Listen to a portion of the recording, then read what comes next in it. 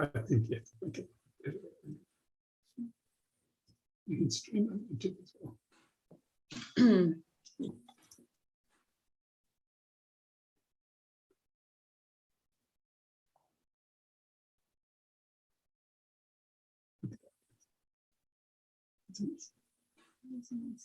Do you guys see my screen? Yes. Like your whole Okay. screen. All right, so let me just, we good there? Yes, okay. Yes. Perfect. All right, perfect. So, sorry about that. So, I don't even know where I left. Oh, we were looking for, you know, cash flow, generational wealth. We were kind of done with this flipping. And so here are the reasons why we were really looking for a way to, okay, how are we going to make our money work for us now, right? And here are the reasons why I invested in multifamily property. Number one, we were looking for cash flow. We thought, okay, how are we going to make this? We had a good chunk of money. How are we going to make this chunk of money produce income for us, right? And it was multifamily. And just cash flow really is your rental income minus all of your expenses is your cash flow. Number two, we thought, well, you know, what a great opportunity to have your tenants pay down your loan. And that's exactly what multifamily allowed us to do as well. Over the, you know, just another thing for us was appreciation, and appreciation over a long, like really over the long run, properties will appreciate. And so we had cash flow there, right, for us. Tenants were paying down the loan, and our property is appreciating in these last 5-6 years. So, I mean, everything was great about, you know, just this whole multifamily and allowing our money to work for us. And then you add in there the tax benefits, and you have depreciation, right, which allows you to expense a portion of that physical structure each year. And then you have the opportunity to do a 1031 exchange, and that allows you to defer the capital gain taxes. And there's no limit to how many times you do this. I can tell you guys, and I remember so vividly, but it was just so much stuff going on. And and this was our first purchase. You know, the first 2 years were really hard because we're fixing, we're trying to improve and increase rent, and there's just a lot of stuff. And I think around year 2, we were offered 100 doors, but we weren't like mentally ready for it. And financially, I mean, I don't know where I was going to get the money, right? I didn't think that I could maybe reach out to other people to try to buy this. But we passed on it, and I kind of kicked myself in the butt now, because that would have been worth so much right now, especially, you know, 6 years ago, the market wasn't where it is today. But hindsight, who knows? Who would have known? So these were some of the reasons why I decided to invest in multifamily. And I'm going to share with you guys just briefly the example of our property and what we did. So we bought what you would call as a value add multifamily. And pretty much we were able to purchase 34 doors for $850,000. We put $350 down payment, and the seller actually carried a note for us for 2 years. And what that did for us was just give us 2 years to fix that property up, remodel it, increase rents, and we were able to refinance year 2. The property had appraised at $1.6 million, so we pretty much got all our money back, paid the seller the remaining balance of $500,000, paid him back, and we were left with a loan for $1 million, and we have zero of our money invested in this property right now because we pretty much cashed it all out. And today's value is somewhere between 2.7 and $3 million. So we did really well on this property. I mean, it worked out great for being our first property. And And I'm gonna say it wasn't easy. It was definitely hard. I don't want to make it sound like this was just super, super easy. I mean, everything happened. What you don't even think is gonna happen, happens. And I'm sure Ken and Rachel, you guys will be able to share the same. But really, in a nutshell, that is that was my deal, my first deal, and I hope to be able to share more deals as I grow in this business, and it is on the market right now, and my goal is to double up or try to get just try to get myself into more doors. And I want to show you guys. I have a picture of the building. So there are 2 buildings on the property. The one that you're looking at right here is 24 units, 1 bedroom, 1 bath. And then we have this other building, which is 10 units, and they're 2 bedrooms, 1.5 bath. So any questions so far from anyone on this call right now? Let me, Well, I just want to compliment you that they're beautiful, nice properties. Way to keep them up. Thank you. We've worked really hard. They didn't look like this when we bought them. They were really just, I mean, it was just bad.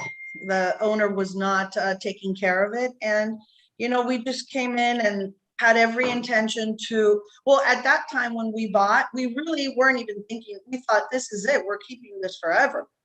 We're not going to sell it, right? And so we're just going to fix it up and take care of this. And we have, but we see what's going on in the market. And I think that this is a great opportunity for us to be able to just kind of leverage on that and try to get more, double up on the units. So somebody asked if this is an old hotel. No, it's not an old hotel. It was, it's been considered multifamily since this, I want to say it's in the, it was built in the 60s. And you have exterior entrances. That is highly desirable by tenants. Nice job. Yes. So everyone, all 24 units, yes, have exterior entrances from both sides. There's stairs on each side, access from both sides of the building all the way around. So so definitely it's been a great learning experience for us. It's not easy, but it was definitely worth it. And I love just number one, I guess it's really nice to see a project transform from when we originally walked in there. And I mean, a total transformation, including tenants. We might have 3 or 4 original tenants in our property.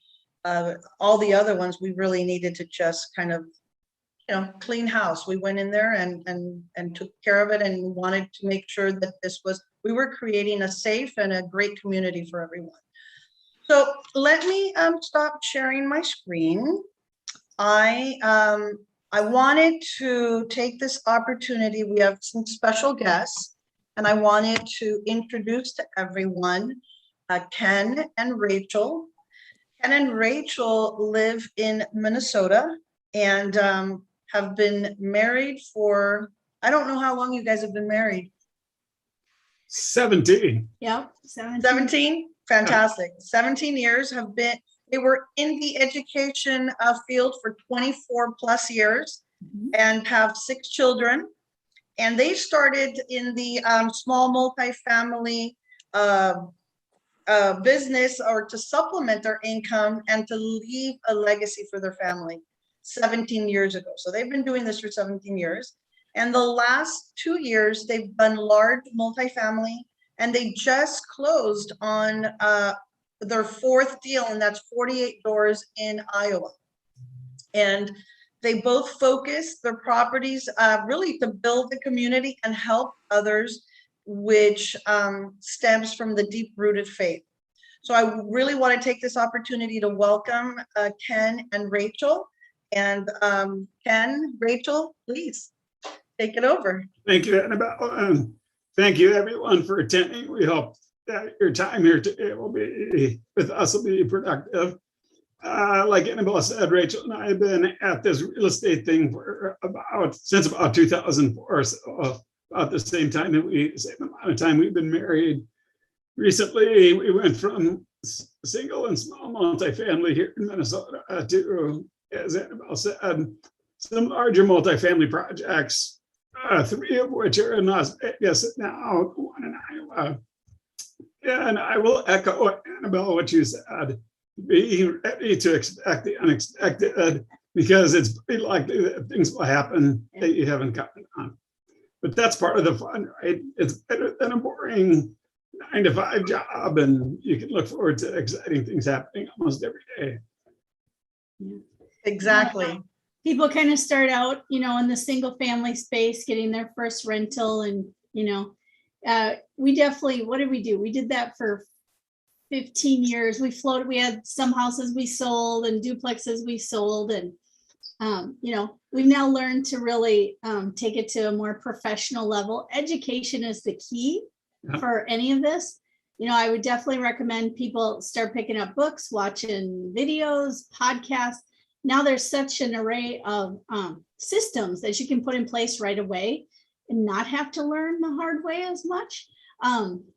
So we still kept 4 units back here, and we started getting educated in large multifamily 2.5 years ago. We took the RE Mentor courses and then hired a coach through there. I don't think we could have probably done what we've done without somebody overseeing us. You definitely need, we're only going to go larger from this point on. That's kind of how everybody goes. You start a little bit smaller, gain some experience, and then you keep going and building your investor base. But wouldn't be able to do this if we didn't have people backing us up so they could check our work. This affects other people, everything we do now. And our goal is to help workforce housing tenants. That's kind of where we always focus in the Class C realm. We want to make sure that they're taken care of. We give back to the community, and then we take care of our investors. And we try to inspire our investors to give back as well. And we provide different strategies and techniques for them to do so that they probably didn't even know about. Because we can, it is possible to make $1 do more than $1. You just need to know those little loopholes. That's right. Yep. Yeah, we had, as educators, we had seen hardships at families. Some of the families in our classrooms were encountering and experiencing, especially single parents. So that's one of the reasons that we want to give back. So we give back to the communities where our properties are here in Las Vegas and in Iowa. And we also, from our own personal income from our properties back here in Minnesota, we sponsor 6 children across the world through a program called World Vision. So we kind of like to spread it around a little bit. Yeah, now when we go on this larger scale, we're working with we signed up to do a donor advised fund where we can take just a portion of our profits as well and utilize those, whether it's in their community that the multifamily's in, or another nonprofit type of organization. But we can actually put that money into an account, which would be a tax write-off to the business. And then we can deploy it ourselves. We can grant out where the funds go. And we're going to try and do something along the lines of checking into, can we pay for, say, an apartment for someone for a year? And we're kind of calling that program Doors to Donate. So yeah, so the 48 is our big kickoff to that program. Right. So how many doors do you guys currently own? 98. Well, we have 46 here, and then, or 48. 48 here, then we have an additional 50 between the apartment complexes in Las Vegas and our private doors here in Minnesota. So a total of 98 doors. Yep. Almost A total up to of how 100. many? I'm sorry, I didn't hear. Total of 98. 98. Perfect. Perfect. So what would you guys recommend if someone is starting, right? They're starting this new venture to get it, they want to get into multifamily. And maybe they're limited with funds. They don't have enough to go in on their own. How do they, like, what are your recommendations for them to do this? You know, should they partner up? How do they partner up? You know, how do they find the right people to do this? So I'll tell you how we found partners that we have, and Rachel has a better handle on finding people in social media and various other things like that. Rachel mentioned that we started our education back in 2019. We went to a conference that had 1,000 real estate investors and partners and people looking for deals and people looking to invest money in attendance. We were fortunate enough to be able to speak at that convention really right before we had $1 invested in any large scale multifamily. So we're actually sitting at the keynote, one of the keynote addresses. The speaker gets done, it's time for a break, everyone stands up. And there's a couple of guys that are sitting in the row behind us that kind of tap us on the shoulder and introduce themselves. And as it turns out, we ended up chatting with them quite a bit, going out to supper with them, bumped into them at a couple of more conferences down the road, and then just started talking about investing in their deals because we didn't have the capital or the connections, the network to do that right off the bat. So we ended up investing in 3 deals with them in Las Vegas, and I really enjoyed getting to know them over the last couple of years. And so we had begun talking to them, kind of saying, hey, if we come across something that looks really good, would you be interested in investing in our deal? And they said, sure, as long as the deal pencils out, as long as we look at it and like the numbers, yeah, we'll take a look at it and tell you, give you a decision then. So a key component of this is finding other people, is networking. And Rachel's really good at that, as you're about to learn. I'm the chatty Kathy. Yeah, I'm the one. You know, some of the things that I would recommend right off the bat is, even if you don't have experience, you have desire to do this. Starting a meetup in your local area would be the #1 thing I would do if I had no capital. I would, meetup, I don't know how much of that costs, but you can even get on social media and start talking people into maybe meeting at a local restaurant once a month. And it's just going to be people coming that maybe want to flip, maybe want to wholesale, maybe want to do a duplex. A lot of them aren't going to have money either, but everybody knows somebody. And basically that's how it starts. Who do you know? You know, maybe you're like, I only work part-time. I physically can go do work on a property if we go pick one up.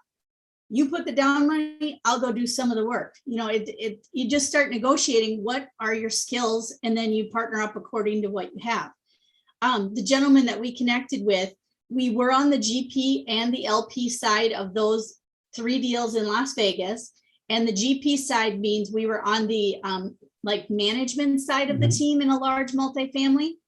And the LP side means we were on the investment side, where we just put a little money in also. It just so happens we had sold a single family house the day before we bumped into them at like another conference. And they were in a situation where their loan fell through last minute and they needed people to help. So we were kind of in the right place at the right time, you know, and we didn't get much of the ownership, but we didn't have to put much in either. So we got a little slice of the ownership, but that helped us build credibility out here in this world. And really, this is a business. It's very different than investing in the small multifamily where you're kind of like, put your receipts in the shoebox and you'll get to them later. This is like from the get-go, get your business cards, get your professional space set up, get your LinkedIn, your Facebook.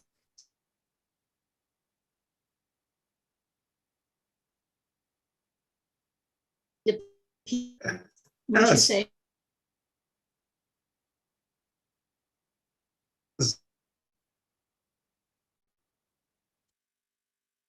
and ask questions or answer other people's questions if she has the answer. Develop a social media presence just by being out there, just having her phone out when she has on time and checking on those sites and connecting with people, and that helps. And you guys would be surprised when you start looking for investors, because in all honesty, this 48 we just did, zero money in. We have $0 in the deal.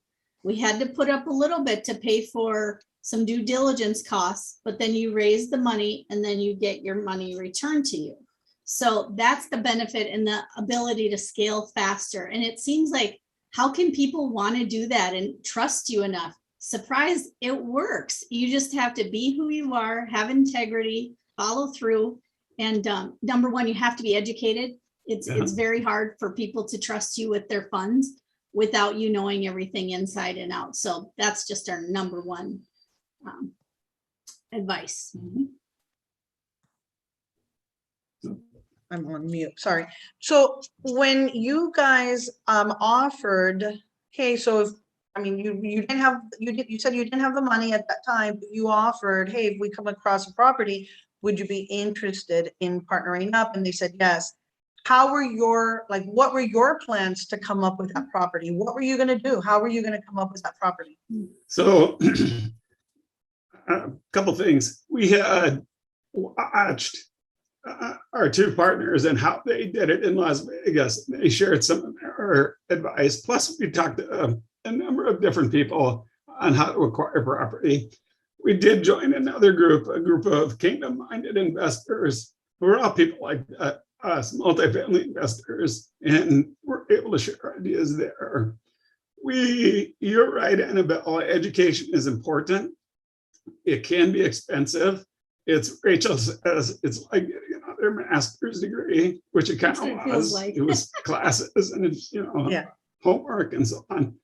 But we left that education with more confidence that we could look for properties. We were taught strategies on how to look for properties, how to walk a property and see what are the good things, what are the things that are going to need attention.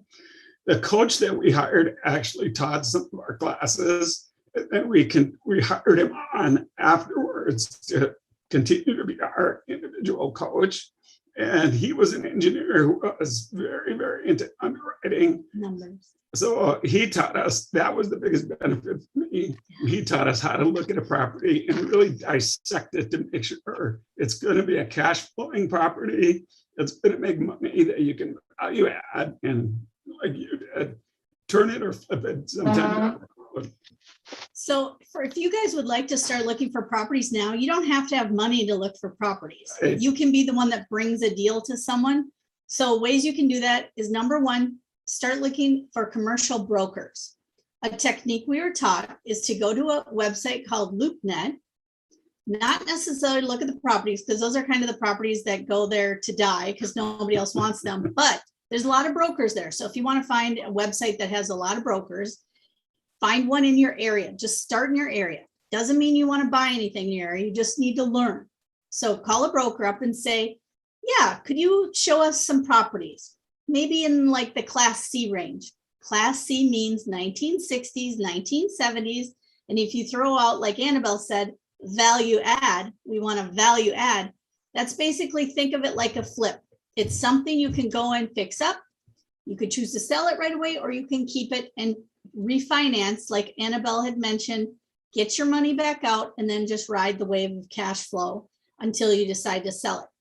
Know that most apartment owners will turn a property or sell a property in about 5 years because their investors want their money back. So you can literally start calling apartment owners too and say, hey, are you thinking about selling? Maybe next year, can I call you back? Yada, yada, yada. That's called an off-market property. Those are the most treasured ones from apartment syndicators. And if you find an off market, you're like the golden child to a syndicator. You could call any syndicator and they're like, what do you mean you have an off market? Because right now the competition is fierce. Pretty much any deal we're looking at, even in Iowa, is about 15 competitors, and they're overpaying. And that's hard because you want to get a deal under your belt. But it's like they're not doing their math. They're counting on the future, and you need to go with what's current, the numbers of that business, because you're buying a business with an income. So anyways, those are some things I would do. I would go start looking at properties in your area to get the feel of the lingo that the broker speaks, because that's going to help you for free. It's going to help you start just understanding what things mean, or at least you'll get the lingo and you'll go back and look it up. So, yeah. Fantastic. Also, I don't know if you're able to maybe, and I know that this would probably be another class, but just a little bit, like if someone were to come across a property, right, and they're looking at financials, what, like maybe, and I know we got to look at the whole thing, but what would you say would be maybe the top 3 or 4 things that they really need to focus on? Do you want to discuss? So one of the things that we look at is what is the market rent for that type of property in that type of area. If a property that you're looking at has rents that are below or well below what the market rent is, then there's potential there to fix it up, to increase the market, increase the rents toward or at market, and force the appreciation on the property. So to piggyback off what he just said, how do you find out the market rent if you have no idea? Go to apartments.com. The most, high-level syndicators are going to apartments.com, finding apartments around very close, within like 2 to 3 blocks, with the same amenities. If yours has a dishwasher, theirs needs to have a dishwasher. And, same age vintage, A class, B class, C class, 1970s, etc. So that will be one way that you can find market rent. You also can call a property manager. You don't have to have any money to call a property manager in town and say, what's the current market rent for a 1970s 2-bedroom apartment? And then because they want to develop relationships with people like you, because they're trying to get business to manage properties. So we do our property manager that we got for the 48 for 3.5 months has been with us, worked, hasn't gotten a dime. Just today was their first pull of money in 3.5 months. They went to the properties with us. They told us how much things cost. They brought contractors. We got to do all kinds of stuff for free. Wow. And okay, and so you got to do this for free. How? What was the arrangement? So we met our property manager in 2019, looking at a 54 unit in the same suburb of Des Moines, and just kind of kept in touch with them. And between then and now, and then when this property came up and we decided to come down and take a look at it with the commercial broker, we called them up and said, hey, would you mind meeting us at the property and walking the property with us? And so we did. And after we got done touring the property, Rachael and I and this gentleman, whose name is Chris, all had a powwow together and kind of said, what do you think? And so at that point, because we had a pre-existing relationship, and because he's a property manager that has seen multiple properties and has multiple properties in his company's portfolio, he was able to give us an honest assessment. And he's also looking for business. If he's going to be honest with us, we thought, well, here's a good candidate to hire for a property manager. And kind of what Ken is saying, a tip, if you want to look as if you know what you're doing, you talk to a property manager before you go on a tour and you ask them, will you come with me? They'll do it for free. Dress up, wear a blazer, look like you have income. Or guys wear a sport coat, don't just go in a t-shirt. Right, yeah, don't go in a t-shirt, because you're going to start to create a presence, and they will judge you on if you can close a property. They want to think you have funds. They want to think you have knowledge. If you bring knowledge with you, a property manager, they also think you're serious. Mm-hmm. And honestly, brokers weed out people by not knowing the lingo and not being prepared or understanding cap rates and, some of the typical formulas that people talk in. So, yeah. Wow, that's interesting. So, I think, like for me, my goal that honestly, I thought 34 doors. I'm in California. The property is in Dallas. 34 doors just kind of didn't make sense for me to go out there and hire a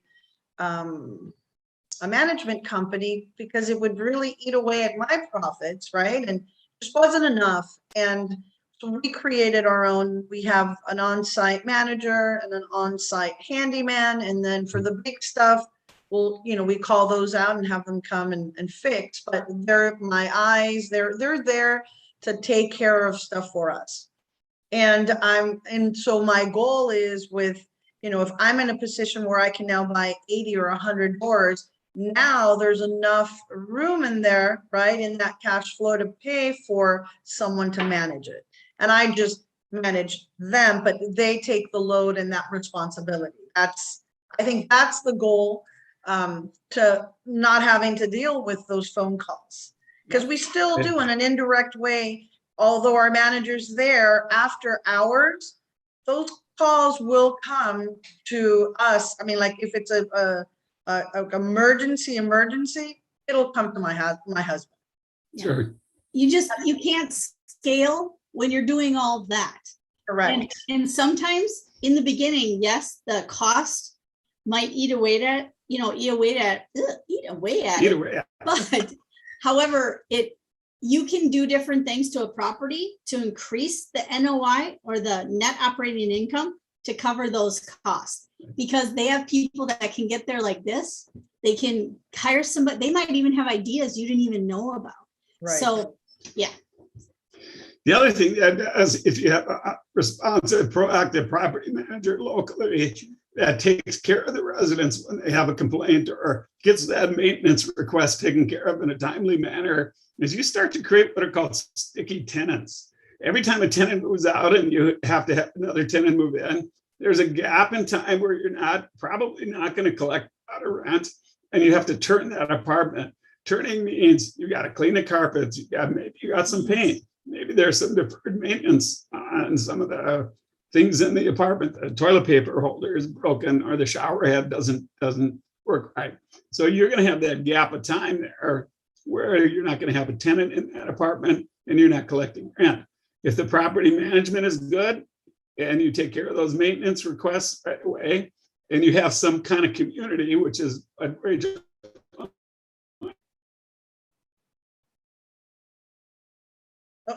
they're all about, you create those sticky tenant leases often.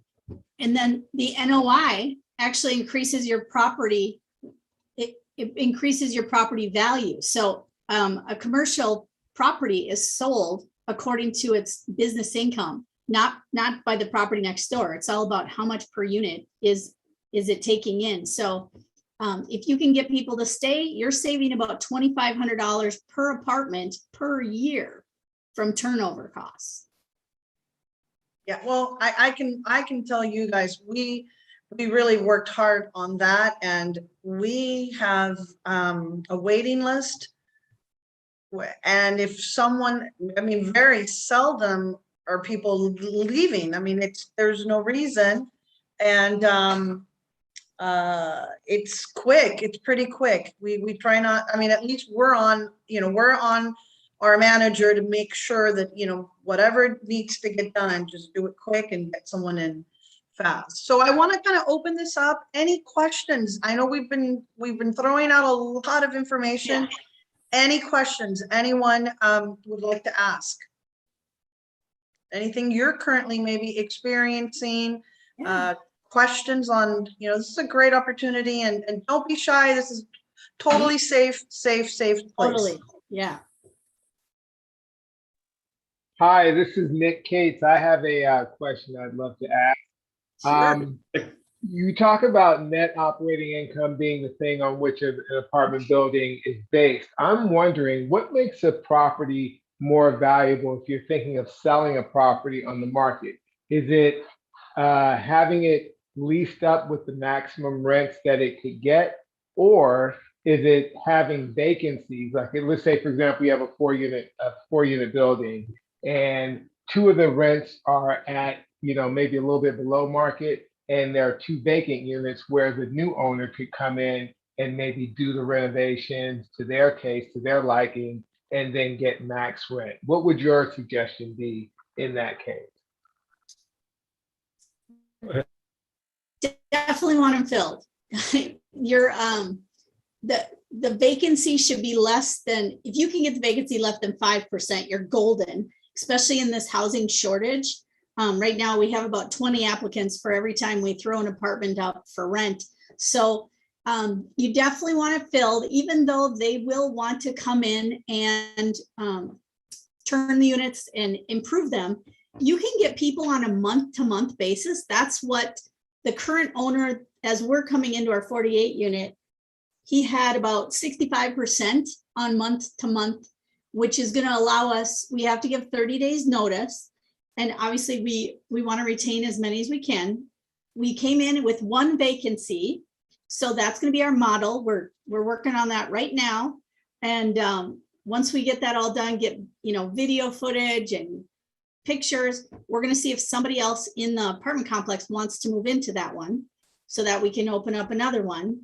And then there's a few tenants that need to move on, and we only need to give them 30 days. So that would be a suggestion, is get somebody in there on a month-to-month lease, and that will still be attractive to the investor, and your value will stay up from the NOI.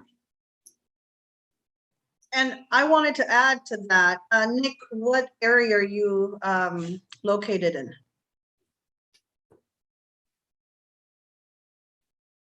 The building is in South LA. South LA. Okay, so I would also look into is there rent control? There is rent. Yeah. Okay, so what I recommend, and again, I don't know if this is the right way to do it, but in those rent control areas, as a real estate agent, I would prefer that they be vacant, because that renters rent control, if they buy the property with those tenants, they're not going to be able to really go in and do whatever they want to do. And I think that if there's an opportunity where the new purchaser can come in and improve that property to get, the better rent, it's best. And I think the value, yes, we won't have enough to show for that, monthly income that property is producing, but it gives the investor an opportunity to go in there, fix it, and now rent it out. I mean, I have 6 units coming up in Glendale, and out of those 6 units, there are 3 tenants that have been there for over 20 years. And this is rent control. So if you know what that means, they'll never leave. Right. And it's going to be almost impossible for me to sell that property if the new purchaser knows they've been there for 20, 30, 40 years. So my recommendation to my seller was, how well do you know them? She says, well, I know them very well. Then I would start working them now and try to get them to move out, so that when we put properties on the market, they're vacant and any investor will take over quickly, because they can now go in and do whatever they need to do to that property to increase that, the monthly rent and just the value of the property.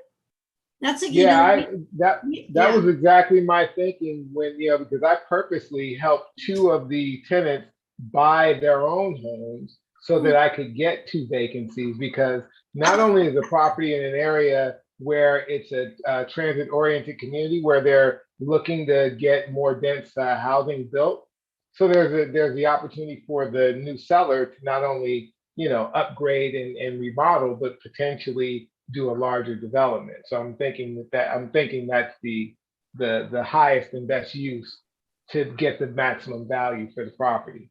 You know, and I think I agree with you. And Rachel, I think what you said is also great, but I think because we're in LA Yeah, and we have rent control, I think there is much more value for both parties. You know, like if I'm representing the seller, I want my seller to make more money. And my idea of doing it is if you're in a position where you can vacate as many people, go for it, because only you're going to be able to do that. That new buyer, the new owner won't have that same relationship and won't be able to easily vacate. And I have properties that I have sold here that were units, 3 buildings, 5 units, 6 units, and 4 units, 1 building right next door to each other.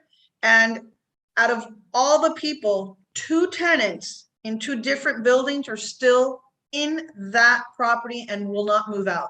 And they know their rights. A lot of these tenants know their rights, and it's been, I want to say, about 4 years since I sold that property, and the new owner has not been able to do anything. And anyway, there's a lawsuit going on between buyer, seller, so it can get nasty. Yeah. yeah. We've never experienced rent control, so that's a whole nother, that could even become a marketing like positive, like you can get in right away and get, yeah. Exactly. And well, that's exactly why I don't buy in California. I'm in Texas, a landlord-friendly state. I want to keep it like that. Yeah, okay. But Nick, I hope that helps. Yes, absolutely. Thank you guys so much. My pleasure. Are you a real estate agent yourself? I am. Oh, okay, cool. All right, very good. So there's a question here. Let's see here. Christian says, do you think it's better getting a real estate license or to work at a broker agency to start in the business? So is this a multifamily question, Christian, or just real estate in general? It's a question in general. So you're looking to get into the business. So real estate, if you're looking to get into real estate, then for sure you're going to need a license and to sell. Yeah. If you're looking to get in as an investor, you don't need a license at all. I mean, Rachael just gave you the best idea, you know, either you form a meetup or go to meetups or just reach out to brokers, go and see properties, become familiar, learn, study them, and you will make connections that way. If that's what you're looking. When we exited our jobs, I actually I've sold houses on my own before we met, and I wanted to get my license, and it took everything in me not to get my license. Otherwise, I'd be so busy out trying to, you know, because I want to help people find their first homes, and I love to educate them on creative ways they can find financing. So, you know, he kind of helped me see the light. Like, we can go faster, bigger. It'll take a little bit more time, but if you're off every weekend and evening and you're exhausted, so we had to kind of stay the course and purposefully choose not to get our licenses. I'd love to have it though. I can see major benefits having it, you know. Well, I think and Christian, I started in the real estate world. So yes, I needed my license because I was representing clients in sales and purchases, the whole thing, right? And I've also gained the experience being in business for over 20 years, thanks to that real estate license. But I really think at the end of the day, it depends on what your goal is. If you're really looking to get into invest, you don't need a license at all. You want to just go straight, start finding people that are investing and connect with them and just learn the business. But if you're looking to represent clients in, how just purchases and sales, then yes, you'll need your license. All right, thank you. You're welcome. Now, Shartana says she's having, okay, so my biggest obstacle is locating 4 units. She's open to Texas, Florida, North Carolina, Alabama, or Virginia. Any idea, any recommendations? It is tough right now. His son was trying to find a duplex and they were 50,000 over asking, and the income couldn't support it. Yeah, Yeah, I think the networking piece, CC, is going to be a good one for you. If you're looking in all those states, I maybe start with your favorite 1 or 2 states instead of spreading yourself so thin, and start calling. Look online. Look for commercial multifamily real estate for sale in Austin, Texas, or Jacksonville, Florida, or wherever you want to look in. And then call some of those brokers. There's probably meetups that originate from those cities that you could join. Like Annabelle said, you don't have to necessarily subscribe. You can find out where those meetups are and maybe join them for free. There's probably people who put on Zoom meetings. Yeah. Just kind of start, kind of take some time and start poking around in those markets and see what's under the rug. Believe it or not, I was on LinkedIn, and you guys, LinkedIn is a great place to find other people just with properties. It was a mortgage broker who lives like an hour and a half north of us. And it ends up, everybody has properties that's in the real estate business, sometimes doing other jobs. Like almost all property management people have real estate of their own.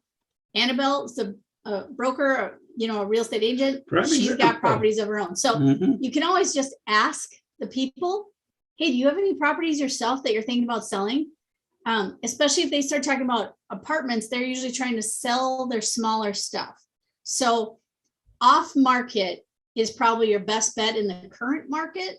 If you want to get something that's remotely close to what you should be paying and not overpaying.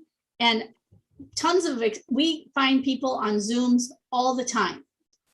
We are a part of an association called the Minnesota Real Estate Investors Association, called MNREAS, because we're in Minnesota, and every state has these. Granted, that costs, but they have scheduled meetups for certain things, and you can meet in person and on Zoom. So you could go that route because those people are in our area. So we're hearing about Minnesota stuff. If you don't care where you're located, then I would get on Meetup, on the website Meetup, and just find an investor base to start going to, and you'd be surprised by just asking, anybody got anything they're willing to sell? Yeah, I agree. I think, and really that's the purpose for this weekly call that I do. My goal is to get, guest speakers in here that can share their experiences, what they're going through, and just share it with everyone on here. So she asked another question. Is there a way to pull a list of multifamily owners in one state like Texas? So yeah, there are some expensive ways to do that. And Annabelle, you're aware of things like services like CoStar, Reonomy. For a subscription, you can actually focus on a state or a submarket of that state, and you can drill down into who owns the apartment buildings, the multifamily properties, and try and contact them that way. There are people out there that will sell you lists of owners as well. We've never done that, just not trusting that, and frankly, not putting a lot of research into it to find out whether or not they're trustworthy. So Right. Those are ways to do it. Again, the networking piece, whether it's other people in the area that you're interested in or in the entire state that might know, hey, I know this owner or that owner, I know this person who might know a bunch of people who are owners. That could help too. Right. Two things come to mind. Actually, as we just purchased that 48, we've been talking with our broker a lot. And actually, he was the seller's broker. We told him we want to buy some more stuff. We want to find out the owner's names. We said, we'll give you a little cut if you can get us connected with this owner, because they know who's been like they know property owners' names because these properties rotate over and over. As soon as we told him what property we were thinking of, he's like, oh yeah, that's so-and-so. We're like, in the whole town, the guy's name right off the bat. So you can ask brokers right off the bat who, if you have a particular property, they might know. And then the county tax, Ken does really well at getting on the assessors, right? Is that where you? Either the assessors or the recorder's office or companies. Lots of times as brokers or as owners. Annabelle was mentioning Texas. Texas has a fairly open policy for locating some of this information. Other states, I'm not sure what it's like in California. Yeah. Well, I mean, my situation is a little bit different because I am licensed and I've been doing this for a long time. I have access to the MLS where we can pull property profiles and I can get information, names. And I also have CoStar, and I like going into CoStar to, search. That's my way of searching areas, and it just allows me to see the market and see what's out there. And I have an idea what prices are going for per door, right? Per unit. You become familiar once you're in that market. Obviously I want to grow and I want to learn more, but I do have access to that, Cortona, and we can talk. If you want to email me, I might be able to help out, but we can discuss that for sure. And you might want to, like, when we go to look at a property, we ask the brokers to give us the CoStar. We don't want to pay for the $5,000 subscription. So we ask them to give us free information on the market. So if you're just practicing in your own area, going to look at an apartment building, ask them for a CoStar report and just see what they look like. Mhm. And maybe Annabelle, on one of your Zooms, you could even pull one up on screen just to give an idea what Sure. that is. Good idea. It's a lot of information. It's helpful. Yeah. Oh, it's powerful. It has so much information. It's crazy. But yeah, so anyway, our time is running out here, and I wanted to thank you guys. I mean, we went by really fast. So good information, Ken and Rachel. I really appreciate you guys joining me and just sharing this. I don't know if there's anything else you guys want to say, or if you want to put your information on the chat, please do. And, let others connect with you. And that's what we were just going to do. Ken's typing in we're called Higher Point Investing, because you all want to start your own LLC, your own business to do such. And so being that we're educators, we can't help but want to help others not fail. We want to help you not encounter the things we've had to go through. So if ever you need more advice or want to, you have a group of partners, you're looking to do something, you can call us. We'll do a Zoom with you and kind of talk you through some things. Perfect. Any last minute questions? This is your opportunity. All right. Thanks for having us on, and thanks everybody for your time coming to listen. Yeah, find us on LinkedIn. That'd be great. Connect that way. That's perfect. I will. Thank you guys so much again, and I'll see everyone next week again, same time, 2 p.m. Pacific, 4 p.m. Central, 5 p.m. Eastern. But anyway, I will see you guys, and thank you guys so very much. Take care, everyone. Thanks. Bye-bye. All right. Bye. Take care. Thank you.